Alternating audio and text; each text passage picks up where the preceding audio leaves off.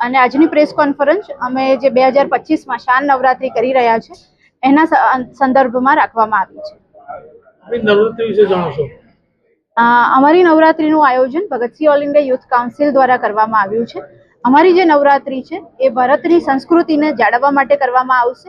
અમે નવરાત્રીનું આયોજન અમારા ટ્રસ્ટ દ્વારા એટલા માટે કર્યું છે કે આ નવરાત્રીના ફંડમાંથી અમને જે પણ કંઈ ફાયદો થાય, એ નફો થાય, એ નફાને ગૌશાળા કે જે રસ્તે રજડતી ગાય હોય, બીમાર ગાયો હોય, એમના માટે ગૌશાળા બનાવવામાં વાપરવામાં આવશે।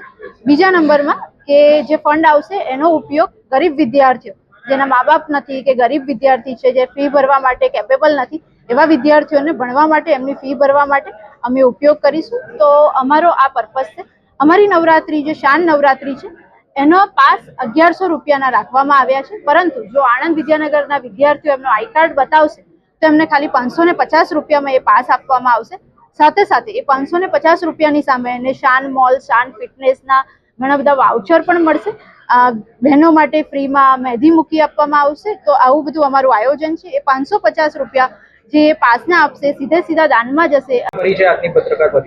યસ, માય સેલ્ફ જય પટેલ, મારું નામ જય પ્રકાશ કુમાર પટેલ છે। હું એક પ્રોફેશનલી સિંગર છું। મારી ઉંમર 19 વર્ષ છે એન્ડ જસ્ટ 5 વર્ષથી મેં આ સિંગિંગ લાઇનમાં મારું થોડું ઘણું નામ કહી રહ્યો છું, શીખી રહ્યો છું। એન્ડ આ વર્ષે અમે આણંદમાં વિવિનગર કરમસદ રોડ ઉપર શાન નવરાત્રી કરવા જઈ રહ્યા છીએ। કેવા પ્રકારના ગરબા રહેશે અને લોકોને કયા પ્રકારનું રહેશે?